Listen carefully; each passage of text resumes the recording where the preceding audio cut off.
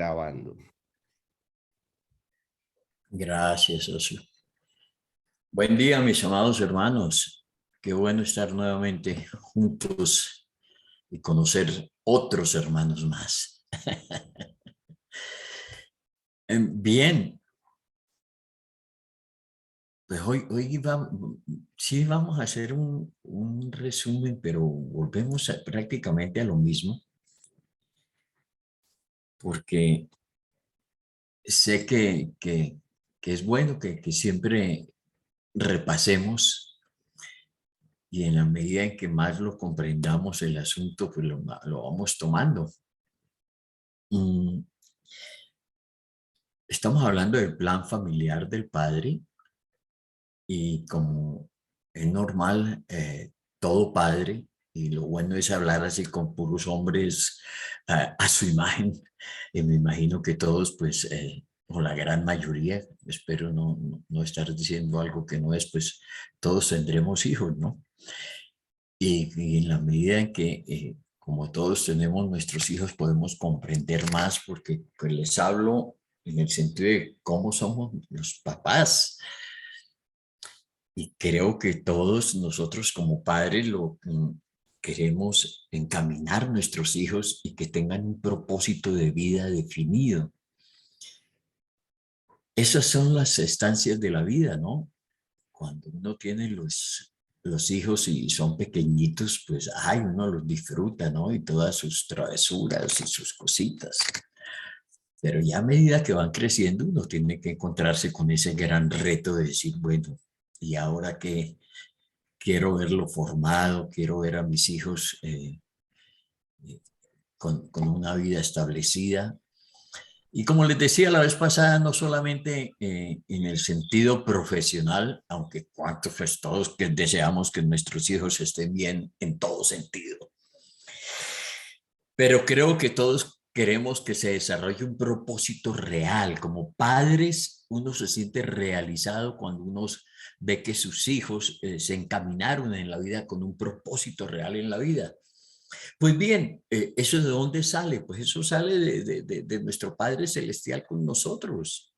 Nuestro Padre ha trazado un propósito real con nuestra vida y creo que todos debemos hacernos siempre esa pregunta como cristianos ya, como hijos de Dios, como les decía la semana pasada, como nacidos de Dios, que aprovecho para decirles que me gusta más la palabra nacidos de Dios que hijos de Dios, aunque es lo mismo, ¿no? Lo que pasa es que como todos sabemos que todos creemos que somos hijos de Dios y sabemos, los pastores, como siempre decimos, ¿no? No todos somos hijos de Dios, somos criaturas de Dios. Y solo somos los nacidos de Dios los que solo somos hijos de Dios los que hemos nacido de Dios.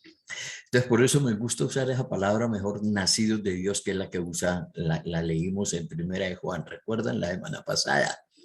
Porque desafortunadamente a veces el término hijo de Dios es como un título honorífico. En cambio, nacido de Dios, wow, como que me habla más. Pero bien, entonces, ¿cuál es realmente nuestro propósito de vida como cristianos? Siempre debemos tener eso presente, que es lo que el Padre quiere con nosotros, hacia dónde nos dirigimos como cristianos. En otras palabras, ¿qué es lo que el Padre espera de nosotros? ¿Qué es lo que el Padre espera de nosotros? Y ahí es donde estamos tratando lo que estamos hablando y fue lo que hablamos la vez pasada. Quiero darle un poquito de orden en el sentido de establecer dos cosas que me gusta siempre hacerlo así. El Padre ha trazado, perdón,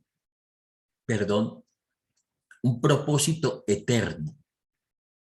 Desde la eternidad nos trazó un propósito. Y también un propósito desde la creación. ¿Por qué hablo del propósito del Padre con nosotros desde la eternidad y el propósito del Padre desde la creación? porque es lo que nos muestra la escritura. Volvamos sobre las escrituras que vimos la vez pasada, supongamos, para ver el propósito original del Padre desde la eternidad, ¿sí? Lo vimos en Efesios capítulo 1. Volvamos sobre ese texto, en Efesios capítulo 1, desde el verso 3 en adelante.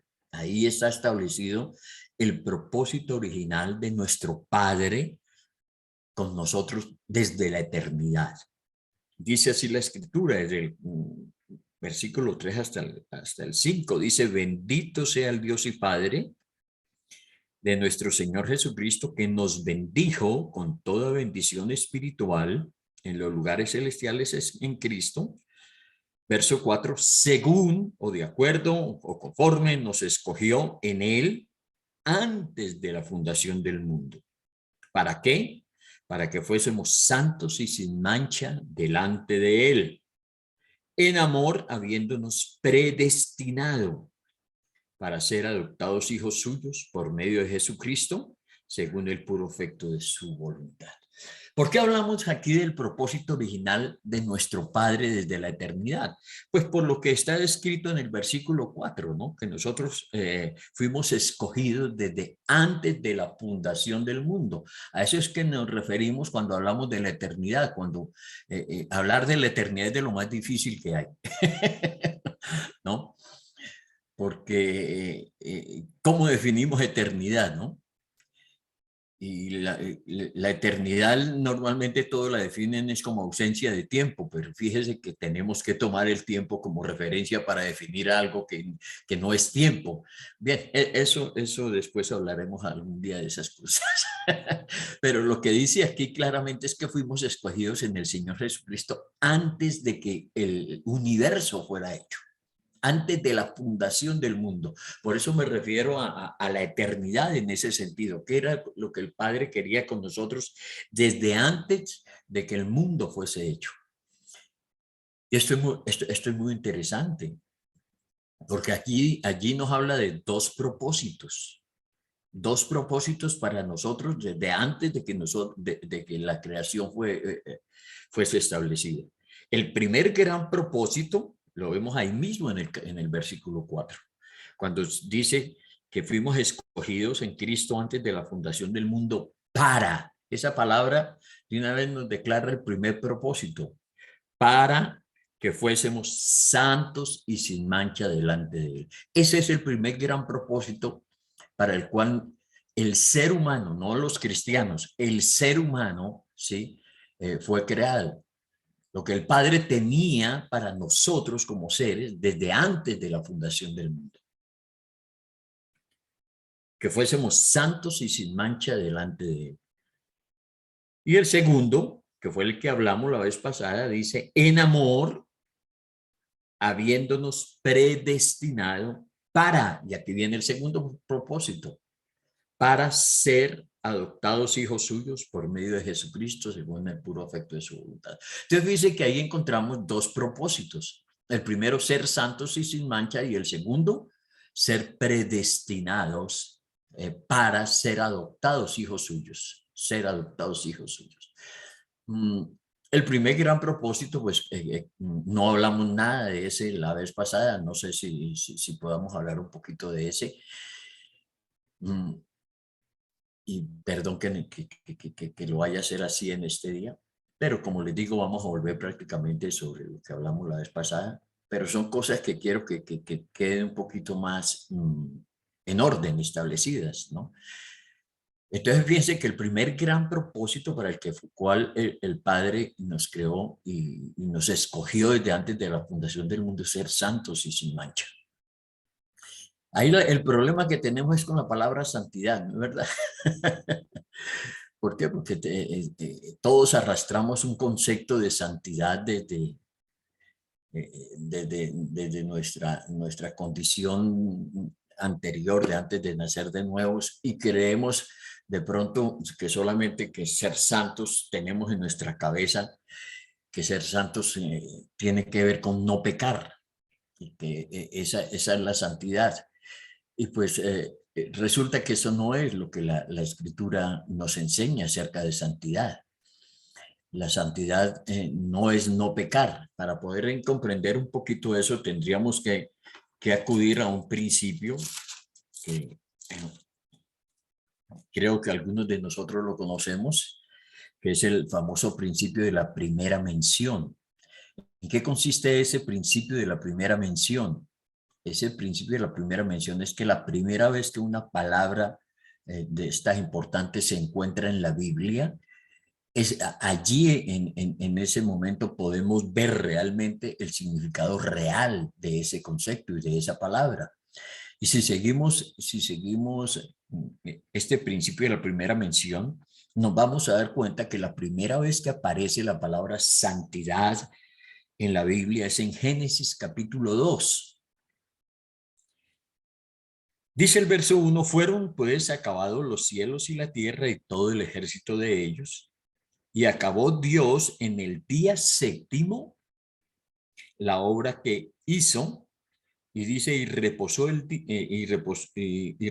día séptimo de toda la obra que hizo. Verso 3, y bendijo Dios al día séptimo y lo santificó. Y bendijo Dios al día séptimo y lo santificó, porque en él reposó de toda la obra que había hecho en la creación. Interesante, ¿no? Que es la primera vez que se nombra la palabra santidad. Santificar, santificó el día séptimo. Entonces, fíjense lo que les digo. Normalmente nosotros tenemos en la cabeza que santidad es no pecar. Si ese realmente fuera el concepto de santidad y lo aplicamos a este texto, ¿cómo cuadraría la escritura? ¿No les parece que sonaría algo raro? Porque la primera gran pregunta que nos tendríamos que hacer es, ¿cómo un día peca? ¿No? ¿Cómo hay pecado en un día si un día no es un ente moral? Y sin embargo dice que el Señor santificó el día séptimo. Por ahí vemos que santidad no puede significar no pecar. Segundo punto, pues el pecado todavía no había entrado al mundo, ¿no? Estamos aquí en Génesis capítulo 2 y vemos que el concepto de pecado realmente, de transgresión, lo encontramos en el capítulo 3. Entonces, realmente, ¿qué fue lo que sucedió allí? ¿Qué es lo que significa la palabra santificar, santidad? Lo que hizo Dios fue que separó el séptimo día de todos los demás días. ¿Para qué? Para que fuera consagrado para él. Y ahí está el concepto de santidad. Realmente el concepto de santidad es consagración, separados de todo lo que tiene que ver con lo temporal, con lo mundano, para estar consagrados al Señor. Y según eso, entonces podemos comprender que el propósito original que el Padre tuvo, que nuestro Padre tuvo con los hombres, con los seres humanos, es que nosotros fuimos, el ser humano fue hecho para estar consagrado a Dios. Y la consagración, pues todos lo entendemos, se ve más, un poquito más claramente cuando, si ustedes recuerdan por allá en el tabernáculo, que tomaban los vasos y los consagraban, es cuando algo es de uso exclusivo para el Señor, de uso exclusivo para el Señor. Y esto es la dignidad realmente del ser humano. Otra cosa es que el ser humano no guardó esta dignidad, pero esto es lo que más nos dignifica a los seres humanos, que fuimos creados, ¿sí?, con un propósito real. Y es que nuestra vida sea toda para nuestro Creador, para nuestro Padre. Ahora, ¿cuál es el resultado de la consagración, de la santidad? El resultado de la consagración es lo que dice allí, ¿no? Que no haya mancha. El resultado de la santidad sí viene siendo el no pecar. Pero es diferente decir que santidad es no pecar. No, es el resultado, porque entre más consagrado estoy, más lejos voy a estar del pecado. No voy a tener el problema allí tan al frente, ¿no? Y fíjense que este concepto de consagración o de santidad traza toda la vida del ser humano. No solamente lo comprendemos en nuestra relación con Dios. Fíjense que tal vez otro aspecto que es supremamente determinante para nosotros como seres humanos es el matrimonio. El matrimonio es santidad. ¿Por qué? Porque el matrimonio es consagrarnos, apartarnos para una sola mujer. Ay, no, consagro a una mujer y le digo a todas las demás, chao. El trabajo es santidad. Es cuando tú te consagras a una empresa, ¿sí? Eres fiel a esa empresa y en el momento en que te firmas el contrato y te añaden a la nómina, pues ya no eres de las demás, todas las demás empresas quedan a un lado. Cuando tú estudias, cuando estamos en la universidad, eso es santidad, ¿no? Si estudio en determinada universidad, pues voy a estar consagrado a ella, no puedo estar dividido, siempre estoy mirando hacia un lado. Entonces ese es el primer gran propósito. Fuimos hechos para el Señor. Fuimos hechos, el ser humano fue hecho para eso. Y ahora sí volvamos a nuestro segundo propósito, que fue el que hablamos la vez pasada. El segundo propósito con nosotros, del Padre con nosotros desde la eternidad, es que seamos adoptados hijos suyos. Ya vimos lo que significa esa palabra adopción. Volvamos sobre esa palabrita para volver a clarificarla un poquito. Recuerden que lo que dijimos es que no podemos aplicar el significado occidental, o sea que lo que nosotros normalmente entendemos como adopción, no lo podemos aplicar allí. Que existe un concepto oriental, un concepto bíblico de adopción que es diferente al concepto nuestro de adopción. Sabemos que nuestro concepto occidental de adopción es hacer hijo a uno que no es hijo, ¿no? Hacer hijo en el aspecto legal a uno que no es hijo. Ese es el concepto occidental. Mientras que el concepto oriental, o sea, el concepto bíblico de adopción, es que la adopción es para los hijos, es para los hijos. Recuerdan que vimos que la palabra clave en griego para adopción era la palabra huiotesia. Huiotesia. Dijimos que normalmente las palabras griegas tienen su composición de raíz y complemento, y la raíz de huiotesia es la palabra huio, que significa hijo maduro, y tesia, que viene del griego titemi, que significa reconocer, colocar. En otras palabras, entonces dijimos que la adopción bíblica es el reconocimiento del hijo maduro. Entonces, la adopción bíblica es para los que ya son hijos. No es como nosotros que hacemos hijo a alguien que no es y lo consideramos legal. Indudablemente, como no sé, no recuerdo quién decía la vez pasada, eso es invaluable también el concepto de adopción occidental. Solamente lo que quiero decir es que para poder ser fieles a la escritura y entender lo que dice la Biblia, tenemos que comprender que la adopción bíblica es diferente. ¿Y por qué tenemos que hablar de esto? Les quiero dar mi testimonio personal, porque cuando yo llegué hace algunos años a estudiar este texto, pues me hice la pregunta que les lancé a ustedes la semana pasada, me la hice a mí mismo, ¿no? Que fue cuando leí que fui predestinado para ser adoptado, la primera gran pregunta que me hice a mí mismo. Dije, pero ¿yo soy adoptado? Y fue cuando yo me respondía, yo no soy adoptado. ¿Por qué? Porque aplicaba el concepto occidental, ¿no? Yo ignoraba el concepto oriental y decía, yo no soy adoptado. Yo tengo claro que yo nací de nuevo, ¿no? Yo tengo claro que yo soy hijo de mi Padre Celestial, y eso fue lo que vimos la vez pasada, y quiero que volvamos porque para mí es importantísimo que tengamos claro eso, que somos hijos, y repito, no somos hijos como un título honorífico, sino que somos hijos realmente de una manera orgánica del Padre.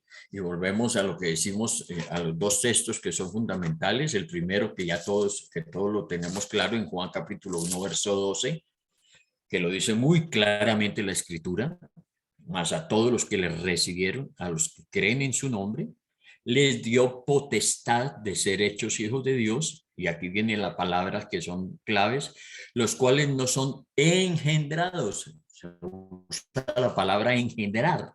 Los cuales no son engendrados de sangre, ni de voluntad de carne, ni de voluntad de varón. Y aquí dice claramente: somos engendrados ¿de quién? De Dios. Y esto es una realidad. Somos engendrados de Dios. Si se habla de que somos engendrados de Dios, es que de una manera real nuestro Padre Celestial es Dios. Así como cualquiera de nosotros decimos de nuestros hijos, yo digo de mi hijo Gabriel Felipe, mi hijo Gabriel Felipe fue engendrado de Gabriel Castro. Y eso tiene una implicación muy tremenda, porque entonces la vida que tiene ahorita Gabriel Felipe, mi hijo mayor, depende de lo que es mi vida, de la vida que yo impartí cuando lo engendré. El ADN mío lo tiene él. Pues claro, nosotros también entonces tenemos el ADN de Dios, que por eso es el nuevo nacimiento, y por eso es que decimos que somos nueva creación. Somos nueva creación, no somos tan solo nacidos de nuestros padres, sino aquí lo dice claramente la Escritura, que somos nacidos de Dios. Ese es el verdadero nuevo nacimiento. A veces solamente creemos que el nuevo nacimiento es simplemente creer. Indudablemente, para nacer de nuevo hay que creer, pero esto va mucho más allá del creer. El creer nos lleva a que entonces suceda algo dentro de nosotros, y es ese nacimiento nuevo. Y decíamos que esto se ve claramente también en Primera de Juan 3:9, cuando dice: todo aquel que es nacido de Dios. Y no podemos menospreciar, tenemos que darle el sentido real a esa palabra: todo aquel que es nacido de Dios no practica el pecado, porque la simiente de Dios permanece en él. Y decíamos que allí la palabra griega para simiente es la palabra esperma. Entonces somos nacidos de Dios porque el esperma de Dios permanece en nosotros. Algunas traducciones pues, de la Biblia pues no escriben simiente, no escriben semilla. Otra traducción la traduce vida. La vida de Dios. ¿Pero por qué? Porque el esperma de Dios permanece en nosotros. Entonces fíjense, mis amados, que, que no podemos restarle importancia a este concepto real de adopción bíblica. Entonces nacemos de nuevo, una realidad, no es solo creencia, creemos y nacemos de nuevo. Y lo que dice aquí la Escritura es que se nos trazó un destino previo, predestinados. La palabra griega para predestinados es la palabra griega proorizo, que es tener ¿qué? Tener un destino previo trazado para alguien. Proorizo, hemos sido predestinados para ser adoptados. Entonces, ¿qué es lo que dice en sí la Escritura? Que se nos trazó un destino previo para ser hijos maduros, que no basta entonces, en pocas palabras, con nacer de nuevo, mis amados. Indudablemente el nacimiento de nuevo pues es lo que determina todo, pero el sueño del Padre, que es lo que nos trae en este estudio, lo que el Padre quiere no solamente es que tengamos un nacimiento de nuevo, sino volvemos a lo que estoy diciendo desde el comienzo. Todos nosotros como padres lo que queremos es ver a nuestros hijos realizados en la vida, ver a nuestros hijos que han crecido, ver a nuestros hijos huíos, a nuestros hijos maduros, que tienen carácter en la vida. Y a mí me gusta hablar mucho de este punto, porque repito, a veces como padres solamente creemos que el todo de nuestros hijos es sacarlos como profesionales. Y resulta que no, porque podemos sacar profesionales a nuestros hijos sin carácter alguno. Y a mí no me gusta muchas veces hablar voy a decir desde el púlpito, y aquí pues ahorita no estoy en el púlpito. Pero no me gusta hablar en estos términos, pero lo voy a decir, que eso es lo que nos tiene mal en nuestro país con nuestros dirigentes, porque muchos de nuestros dirigentes han sido formados, tienen una formación profesional tremenda, pero padre, le falta un carácter, le falta una cosa interna que por eso es que, bueno, yo no sé, no me meto aquí en cuentos, ¿no? Uno los ve ahorita en un partido, después los ve en otro y pasean para acá y hacen esto y hacen asuntos de corrupción, que uno dice, todo esto, si hay gente que fue formada en las mejores universidades del país, porque solamente fueron profesionales, pero le faltó carácter, gobierno interno. Y creo que eso es lo que el Padre quiere con nosotros, personas que no solamente entonces nacen de nuevo, sino que expresan madurez en la vida. Entonces, discúlpenme, propósito original del Padre con nosotros, con los seres humanos en la eternidad. ¿Cuál es ese propósito original? Dos propósitos son. Primeros, ser santos y sin mancha. Y segundo, ser adoptados hijos suyos por medio de Jesús, que significa realmente que seamos maduros en Cristo. ¿Por qué? Porque vemos que la palabra adopción lo que significa es el reconocimiento del hijo maduro. ¿Qué era la eudotesia? ¿Qué era la adopción? La adopción en la antigua Grecia consistía en lo siguiente.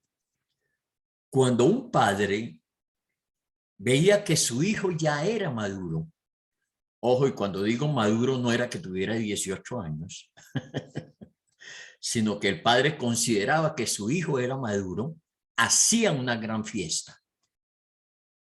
Convocaba a todos sus amigos, a todos los cercanos, y cuando estaban todos sus amigos, presentaba a su hijo y decía, hoy reconozco a mi hijo como maduro. Esa era la adopción, esa era la huiotesia. Reconozco a mi hijo como una persona madura. ¿Y qué hacía el padre? Es lo que vemos que en la Biblia pues, le ponía la túnica de colores. Y lo más importante, le daba el anillo que en la Biblia significa pues toda la representación que el hijo podía actuar en nombre del padre. Es como que hoy en día si traemos esto a nuestra cultura, es como traer esa fiesta y reunir nosotros a todos nuestros amigos y presentar, digamos, en sociedad, por decir algo, a nuestro hijo y decir, hijo, hoy reconozco que ya eres maduro. Te presento delante de todos mis amigos. Mira las llaves del carro. Mira, te doy tarjeta de crédito. Y quiero que me ayudes en la empresa. Te nombro gerente de la empresa. Algo así. Y es lo que normalmente los estudiosos, mis amados, reconocen que fue lo que el Señor hizo con el Señor, lo que el Padre hizo con el Señor Jesucristo, cuando se escuchó esa voz del cielo, este es mi Hijo amado en el cual tengo complacencia. Y nosotros nos damos cuenta que después de esa palabra es que el Señor Jesús comienza plenamente su ministerio. Es en el momento cuando el Padre declara eso, que es lo que decimos, el Padre quiere declarar eso sobre cada uno de nosotros. Ese es el propósito original de nuestro Padre con nosotros desde la eternidad. Pero la Escritura también declara el propósito original del Padre con nosotros desde la creación. Y ese es el que encontramos en Génesis capítulo 1. Ya después vimos que desde la eternidad es lo que el Padre quería con nosotros desde antes de la fundación del mundo. Pero ahora encontramos en Génesis 1 que se establece toda la creación, mis amados, y se llega al Génesis 1:26, cuando dice, Entonces dijo Dios, hagamos al hombre a nuestra imagen, conforme a nuestra semejanza, y señoree en los peces del mar, en las aves de los cielos, en las bestias, en toda la tierra y en todo animal que se arrastra sobre la tierra. Entonces, fíjense que se ha desplegado todo ese poder creador de nuestro Padre, y cuando ya está absolutamente todo creado, mis amados, viene esa palabrita que a mí siempre me ha llamado la atención en el verso 26. Entonces, ese entonces es que es como que si el Padre ha hecho todo y mira y dice, wow, falta algo, ¿no? Y es cuando dice, entonces dijo Dios, hagamos al hombre. Y aquí tenemos entonces los dos propósitos que tiene el Padre con nosotros en la creación. ¿Cuáles son los dos propósitos? El primero, ser hechos conformes a su imagen. Ser hechos conformes a su imagen. Hagamos al hombre a nuestra imagen, conforme a nuestra semejanza. Y el segundo, y señoree. ¿En qué? En todo lo que hay sobre la tierra, en los peces del mar, en las aves de los cielos, en las bestias, en toda la tierra y en todo animal que se arrastra sobre la tierra. Entonces, fíjense, hay dos propósitos de nuestro Padre con nosotros desde la eternidad. Primero, el primero, que seamos consagrados a Él, y el segundo, que seamos adoptados o maduros. Y ahora hay dos propósitos de nuestro Padre en la creación. El primero, ser hechos a la imagen de Dios, y el segundo, gobernar la tierra. Espero no estar en este momento confundiéndolos y estar claro. Quisiera saber si hay alguna inquietud o está quedando claro, si alguien está confundido. ¿Está bien? Perfecto. Maestro, Está bien. ¿Va muy bien? Vamos, maestro, Bien, bien. Tomás. una Adelante. preguntita nada más. ¿Cómo define predestinación bajo el término que está explicando, maestro? Ajá. Hablamos, bueno, ahorita te voy a decir, Ok, gracias. porque ahorita volvemos y hablamos de un poquito de esto. Entonces, fíjense, tenemos entonces el doble propósito en la creación. El primero, hagamos al hombre conforme a la imagen, a nuestra imagen. Y decíamos que allí está ese verso 26, es como un verso en que se planea, ¿no? Y dijimos que la palabra allí para Dios en el versículo 26 es la palabra hebrea Elohim. Elohim, que es el nombre plural de Dios, implícitamente lo que vemos allí es la Trinidad actuando. Y nos damos cuenta porque dice, hagamos al hombre a nuestra imagen. ¿Con quién está hablando Dios allí? Está hablando consigo mismo en su aspecto trino. Los judíos, con tal de no reconocer al Señor Jesucristo y todo esto, dicen que está hablando con los ángeles. También entonces fuimos hechos a imagen de los ángeles. No, está hablando consigo mismo. En ese sentido trino, el Elohim está hablando consigo mismo, hagamos al hombre a nuestra imagen, conforme a nuestra semejanza. Y fíjense que en el verso 27 dice, y creó Dios al hombre a su imagen. Entonces, mientras que en el verso 26 se está hablando de una manera plural, en el verso 27, ¿sí?, habla ya en la manera singular. Fuimos hechos a su imagen. Y dijimos entonces que lo que no comprendemos realmente en el Antiguo Testamento siempre lo vamos a comprender en el Nuevo, porque el Nuevo trae plenitud. Y el Nuevo nos dice claramente quién es la imagen de Dios. Y lo vimos en Colosenses capítulo 1, versículo 15. ¿Recuerdan? Él es, hablando de Jesús, el apóstol Pablo dice en Colosenses 1:15 que Jesús es la imagen visible del Dios invisible. Y para los que les gusta varios versículos que respalden una misma cosa, también segunda de Corintios capítulo 4, verso 4, dice exactamente la misma verdad, ¿no? Rápidamente, en segunda de Corintios 4:4, dice la escritura, en los cuales el Dios de este siglo cegó el entendimiento de los incrédulos para que no les resplandezca la luz del evangelio de la gloria de Cristo, el cual es la imagen de Dios. el cual es la imagen de Dios. Y lo mismo nos lo dice en Hebreos capítulo 1, versículo 3, ¿no? Cuando dice Dios, habiendo hablado muchas veces y de muchas maneras en otro tiempo a los padres por los profetas, en estos postreros días nos ha hablado por el Hijo, a quien constituyó heredero de todo y por quien asimismo hizo el universo. Y escuchen esto, el cual siendo el resplandor de su gloria y la imagen misma de su sustancia.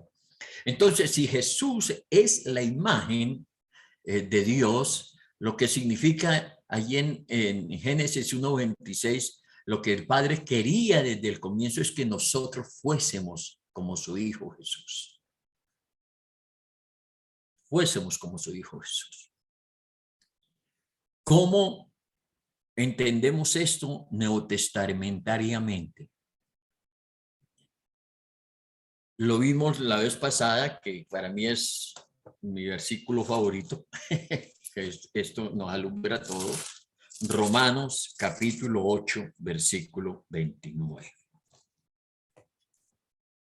Romanos 8, 29. Porque a los que antes conoció, también, y aquí viene otra la palabra, ahorita quién fue quien me preguntó? Nuestro hermano Tomás. Tomás de Guatemala. Tomás. Viene otra la palabra, dice, porque a los que antes conoció, también los predestinó para que fuesen hechos, escuchen esto, conformes a la imagen de su Hijo. Es exactamente la misma idea. ¿Para qué? Para que Él sea el primogénito entre muchos hermanos. Entonces, hagamos un pequeño resumen. Unamos los dos propósitos.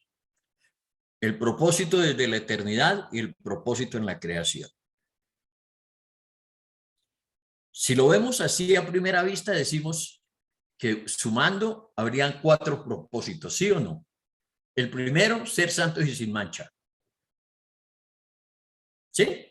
El segundo, ser adoptados hijos suyos. El tercero, ser hechos a la imagen de Cristo. Y el cuarto, gobernar la tierra. ¿Sí? Pero fíjense que no son 4, sino que a la hora de la verdad serían 3. ¿Por qué?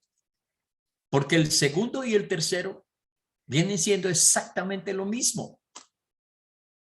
Entonces, ¿qué haría? Es el primer gran propósito es que seamos santos y sin mancha, o sea, consagrados. El ser humano fue hecho para Dios.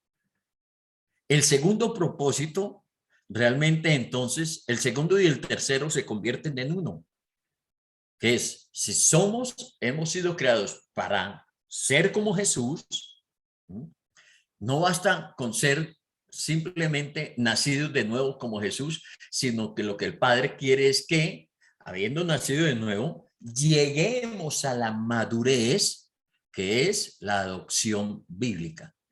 Y cuando veamos que somos maduros, creo, ¿sí?, que es cuando podemos entonces realizar a plenitud el tercer propósito, que es gobernar la tierra.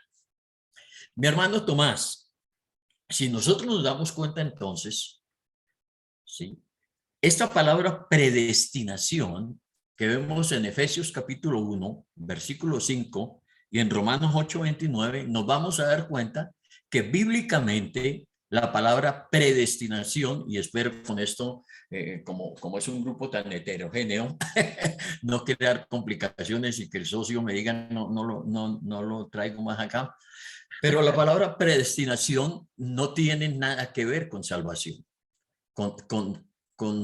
La palabra predestinación no tiene nada que ver con elegidos, eso de que algunos fueron predestinados para ser salvos y otros no. No, la palabra predestinación, como la estamos viendo bíblicamente, no tiene que ver con salvación. La predestinación tiene que ver con propósito de Dios hacia la madurez del cristiano.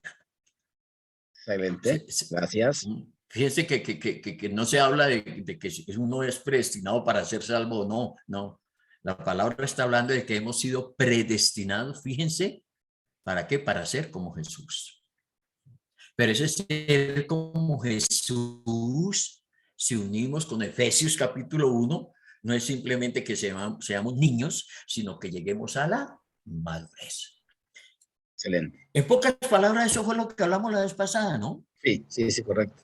Hasta ahí llegamos, pero creo que hoy le he dado un poquito de orden para entender que hay un propósito, que todos tenemos un propósito como cristianos. ¿Por qué hablo esto? Porque desafortunadamente traemos lo que es el síndrome del pecado encima y toda esa tara que traemos del pecado, que los cristianos creemos que el propósito nuestro, como que el propósito que el Padre tiene con nosotros es que simplemente seamos salvos. Y muchos hijos de Dios nos quedamos en eso, en que creemos que el propósito del Padre solamente es que seamos salvos. Y escrituralmente vemos que ese no es realmente el propósito del Padre, solamente que seamos salvos. El propósito real de nuestro Padre es ese propósito inicial. Fíjese que volviendo, cuando el hombre cae, la manera como el Padre hace todas las cosas para volver a ese propósito inicial es enviando a su Hijo. El hombre cae, Jesús viene, muere por nosotros, le recibimos, nacemos de nuevo, pero en el nacimiento de nuevo nos asegura simple y llanamente el ser bebés espirituales, como hablábamos la clase pasada, que la palabra tecnón, ¿recuerdan? No. Entonces, nacemos de nuevo, que es la palabra que se usa ya en Juan 1:12, tecnón. Nacemos de nuevo, pero eso es solamente el comienzo para volvernos a lo que el Padre quería con nosotros. ¿Qué es lo que el Padre quiere con nosotros? Que seamos realmente como su Hijo Jesús, que lleguemos a manifestar el carácter de Cristo. Ser como Jesús, y que dijimos que ahí está el propósito del Padre, según Romanos 8:29, para que Jesús deje de ser, ¿qué? El unigénito y se convierta en el primogénito. O sea, que nosotros seamos todos hermanos de Jesús. La Escritura, entonces, lo que nos enseña con todo esto, mis amados, es que el propósito real de cada uno de nosotros como cristianos es que manifestemos la imagen de Cristo. Es lo que el Padre siempre quiso desde la eternidad y desde la creación. No solamente que recibamos a Jesús, sino que lo manifestemos, que haya un paso más allá del simplemente creer y nacer de nuevo. Tal vez de una manera un poco fuerte, lo dije la vez pasada y lo vuelvo a decir y lo digo con respeto, pero es que si no tenemos esta mentalidad de madurez, por eso es que nos encontramos con una cantidad de congregaciones con puros bebés espirituales, porque no tenemos una mentalidad de madurez. Pero ¿por qué no tenemos una mentalidad de madurez? Porque no la comprendemos bíblicamente, no sabemos esto, que lo que realmente el Padre quiere y nos predestinó desde antes de la fundación del mundo es para que seamos personas maduras. Es lo que digo que todo padre quiere ver en sus hijos, que nuestros hijos sean maduros. Entonces, en lo que se convierte la vida cristiana es en un proceso que comienza con el nacimiento de nuevo, indudablemente, pero que nos va a llevar en una línea de tiempo, de trato de Dios con nosotros, hasta llevarnos hacia la madurez. Y eso, perdón, eso nos va a llevar toda la vida. Eso nos va a llevar toda la vida. Y realmente la enseñanza de hoy es que veamos bíblicamente que eso era lo que el apóstol Pablo tenía en la cabeza. Que Pablo no solamente predicaba el evangelio y dejaba a los cristianos ahí con la mentalidad de que sí, ya son salvos, tranquilos, sigan adelante. No, el apóstol Pablo tenía una mentalidad, pues él es el que enseña esto. Recuerdo que hace unos años, esto es como una anécdota, hablando de esto de la predestinación, mi hermano Tomás, estaba compartiendo con un hermano aquí en Bogotá, conocido, reconocido teólogo, y compartiendo estas cosas, y me dice, pero Gabrielito, pero esto ¿cómo vamos a conciliarlo con qué? Con el calvinismo y con los arminianos. Yo le dije, ay hermano, me ponen un problema, porque es que para mí el apóstol Pablo no es ni arminiano ni calvinista. Me dijo, usted no se puede, usted es un libre pensador. Es que tenemos, pero es que sí o no, aprovecho aquí con mis amados hermanos que estamos a veces como muy limitados y con respeto vuelvo y lo digo, que si soy arminiano, que si soy calvinista, digo, no, es que Pablo no era ni lo uno ni lo otro, Pablo enseñaba lo que el Espíritu le había, le había dado. Entonces, volviendo a esto, miren el pensamiento del apóstol Pablo, que por algo el apóstol Pablo, este verso lo vimos la vez pasada, el apóstol Pablo en Gálatas capítulo 4, versículo 19, ¿por qué el apóstol Pablo le habla como le habla a sus hijos espirituales en Galacia? Gálatas 4:19 les dice, hijitos míos, por quienes vuelvo a sufrir dolores de parto, hasta que Cristo sea formado en vosotros. Este texto es tremendo.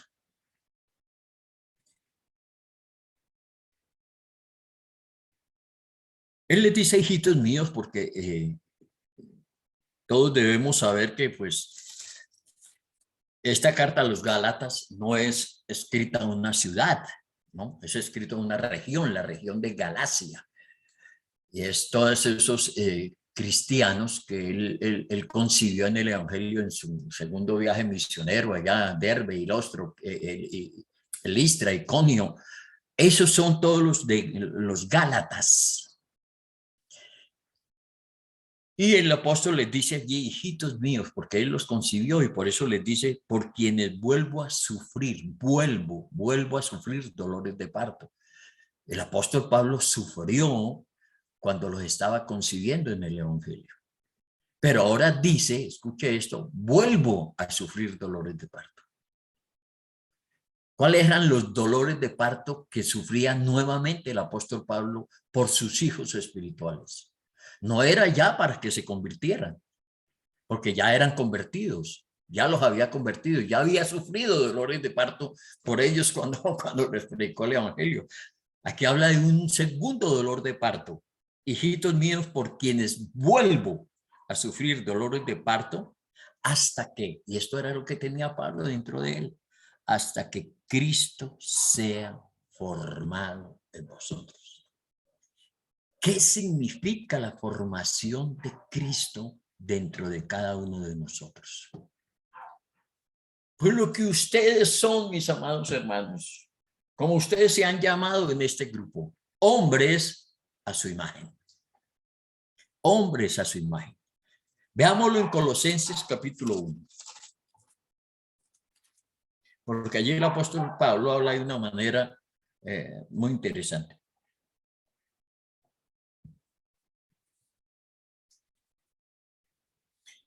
Leamos desde el verso 24. Dice así, ahora me gozo, dice el apóstol Pablo, ahora me gozo en lo que padezco por vosotros y cumplo en mi carne lo que falta de las aflicciones de Cristo para su cuerpo, que es la iglesia, en la cual fui hecho ministro según la administración de Dios que me fue dada para con vosotros. Y escuchen esto, para que anuncie cumplidamente la palabra de Dios. Para que anuncie cumplidamente la palabra de Dios. Si nosotros leyéramos este texto así, dentro de lo que siempre manejamos en nuestra cabeza, y uno lee que él fue hecho ministro según la administración de Dios para con ellos, para que anuncie cumplidamente la palabra de Dios, uno se imagina que está refiriendo es simplemente al mensaje de salvación, ¿no? Que fue hecho ministro para que les predicara a Cristo y la gente se salvara. No, no, no, el apóstol Pablo va más allá. Fíjese que dice, de la cual fue hecho ministro según la administración de Dios que me fue dada para con vosotros, para que anuncie cumplidamente la palabra de Dios, e inmediatamente entra a explicar el asunto. Dice, el misterio. ¿Qué era lo que él enseñaba? ¿Cuál era la palabra de Dios que él anunciaba cumplidamente?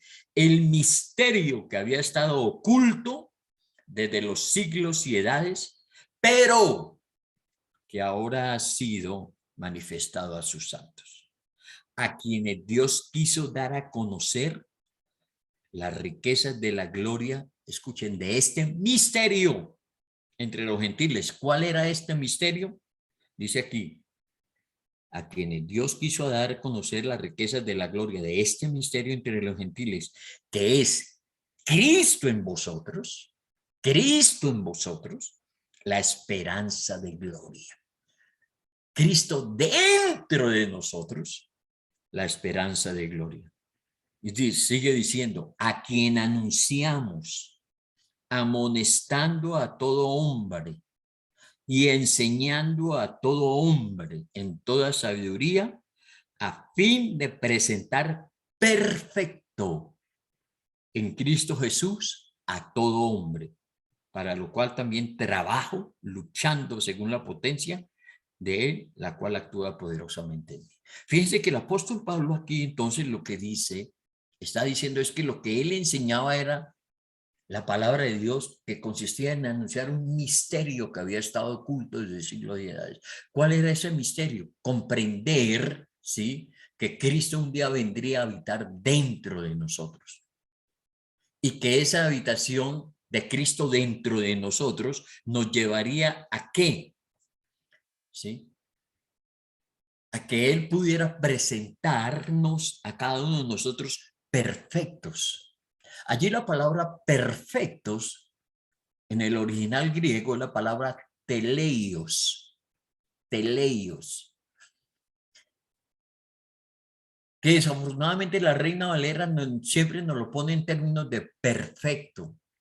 Y cuando nos ponen perfecto, nosotros tenemos en la cabeza, ¿no?, impecabilidad. No, no se está refiriendo allí la palabra perfección en la Biblia, no tiene que ver con eso.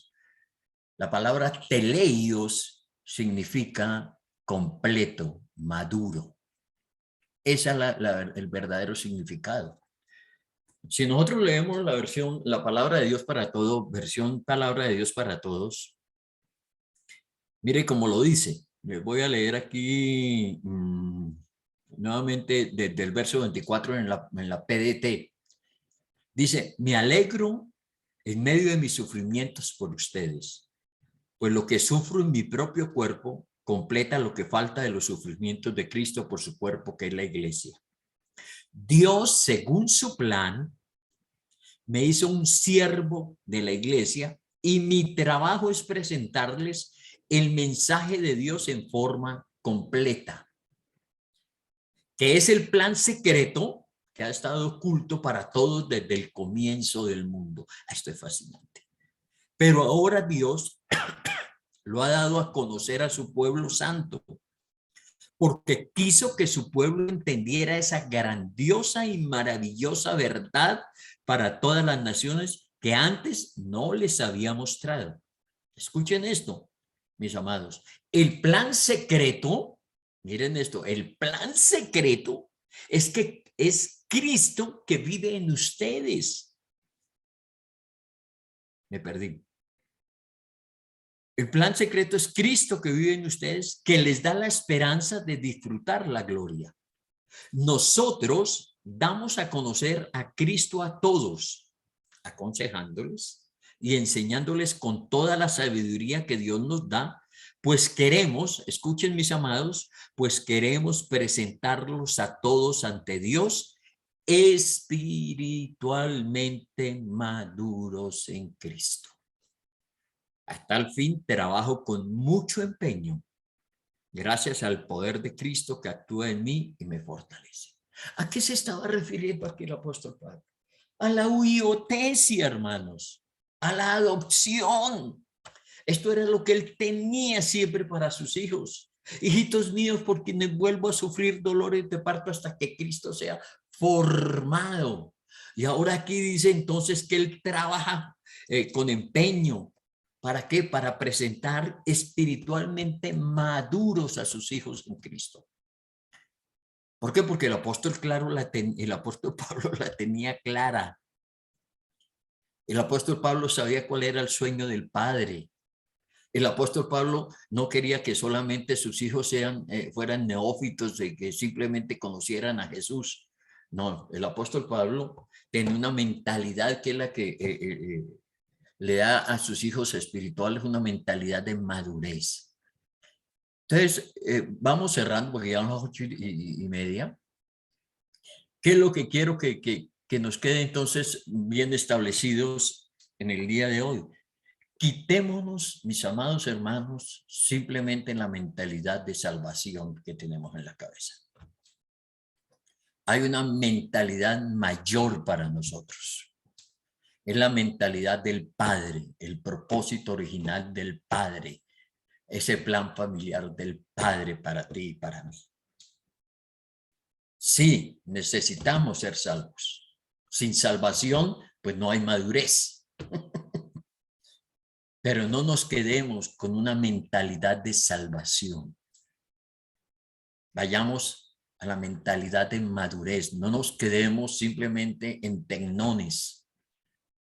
Vayamos a ser huíos, hijos maduros. Ese es el proceso. ¿Qué es lo que seguiría? Y yo no sé, pues el socio dirá, de aquí en adelante, pues el año entrante, porque pues ya este año no se puede, que veamos entonces cómo llegar allá, ¿no? Poder comprender cómo es que llegamos a la madurez. Porque lo que el Padre quiere, y por favor anoten esto, ¿por qué el Padre nos quiere maduros? El Padre nos quiere maduros primero, porque solamente los maduros gobernarán la tierra. Así es fácil, ¿no?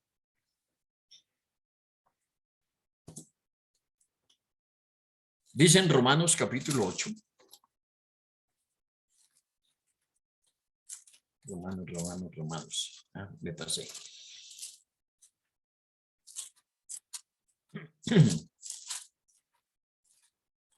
Miren lo que dice Romanos capítulo 8, verso 18. Pues tengo por cierto que las aflicciones del tiempo presente no son comparables con la gloria venidera que en nosotros ha de manifestarse. Verso 19. Porque el anhelo, escuchen mis amados, porque el anhelo ardiente de la creación, el anhelo ardiente de la creación es el aguardar la manifestación de los hijos de Dios. Si nosotros buscamos en el original, y yo les animo para que lo hagan, la palabra allí para hijos es la palabra huíos. Entonces lo que está diciendo la Biblia es que la creación está esperando la manifestación de los hijos maduros del Señor. Por eso es que el Padre quiere que seamos maduros. La creación está gimiendo por nosotros para que nosotros comprendamos esta verdad. Que dejemos de que nuestras congregaciones dejen de ser jardines infantiles y se convierten en verdaderas universidades del Señor.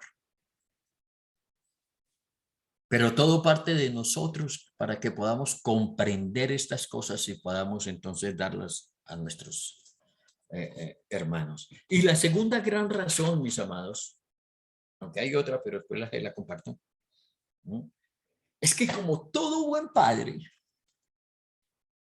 desea que sus hijos se casen. El padre quiere que Jesucristo se case. Y él no quiere casar a su hijo con cualquiera.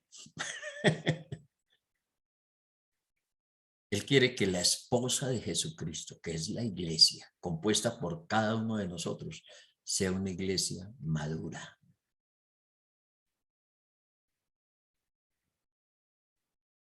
Por eso es que el mismo Jesús, dice la Escritura,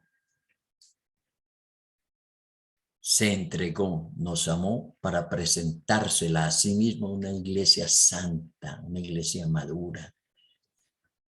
Todo esto, como nos podemos dar cuenta, forma parte de un paquete del plan familiar.